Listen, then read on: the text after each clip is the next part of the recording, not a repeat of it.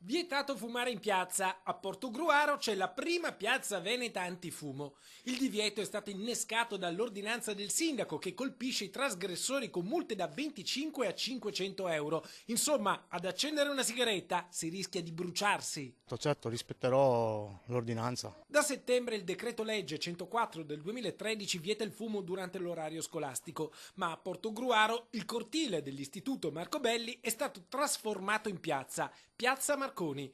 Ed è questo il punto. Può la scuola vietare agli studenti di fumare in un luogo pubblico?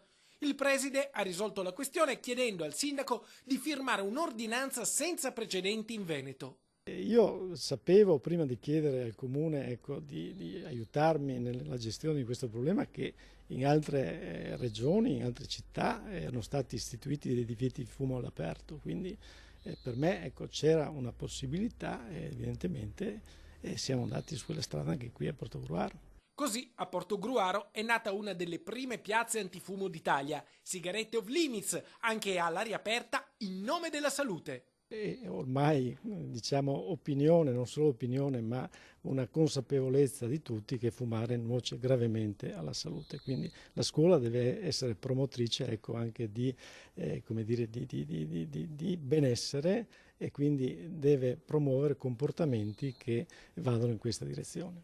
In piazza Marconi il divieto di fumo vige mezz'ora prima delle elezioni, mezz'ora dopo la fine e durante la ricreazione. Adesso però le sigarette saranno vietate anche ai passanti e questo a molti non va giù. Lo spazio è aperto, no? dove è stato instaurato questo divieto. Non vedo perché non si possa fumare all'aperto, insomma, sinceramente non mi sembra una cosa antipedagogica. Tendenzialmente sono abbastanza io libertario, quindi io non sono per i divieti. In giro si vede gente che fuma e non è per quelle 5 ore di lezione a scuola che si vede la persona fumare che impedisce ai ragazzi di fumare. Lo sa che se lei passasse da quella piazza durante quell'orario dovrebbe spegnere anche lei la cicca? No, ma sì, ma io sto camminando, non sto fermo lì, che fumo e do fastidio agli altri. Sì, cammino, fumo e... Lei non la spegne se passa da piazza Marconi? Ma no, non la spegno, no, ma che scherziamo? Su, dai. Oh.